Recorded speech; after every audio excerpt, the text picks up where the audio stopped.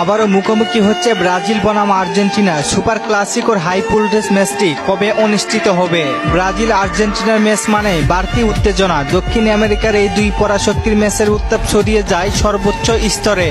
এই দুই দলের লড়াই দেখতে মুখিয়ে থাকে পুরো ফুটবল বিশ্ব। ব্রাজিল ও আর্জেন্টিনা ভক্তদের আবারও আশা পূরণ হতে যাচ্ছে।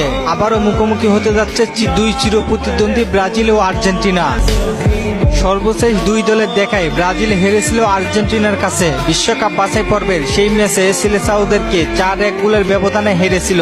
5 বারের বিশ্ব চ্যাম্পিয়নদের সমীকরণে দেখা যায় 2019 সালের পর থেকে আর্জেন্টিনার বিপক্ষে একবারও জিততে পারেনি ব্রাজিল। 2019 সালের পর থেকে মোট 6 বার মুখোমুখি হয়, যার মধ্যে 2021 সালে ফাইনাল ম্যাচ। বাকি থাকে আর 5টি ম্যাচ, তার মধ্যে 2 ম্যাচ সাসপেন্ড এবং 1 ম্যাচ ড্র।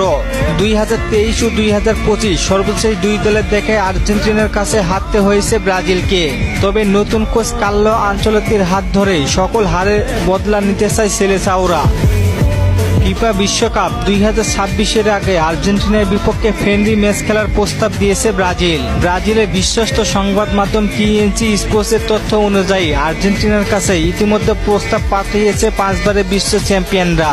বিশ্বকাপের আগে নিজেদের বাজিয়ে নিতে চায় সেলেসাওরা, তাই আর্জেন্টিনাকে চ্যালেঞ্জ দিয়েছে ব্রাজিল। কিন্তু আর্জেন্টিনা কি খেলতে রাজি হবে? যখন কোচ জিতেছিল তখন আর্জেন্টিনার ম্যাচ হারার ভয়ে ব্রাজিলের সঙ্গে ম্যাচগুলো খেলতে রাজি হয় না।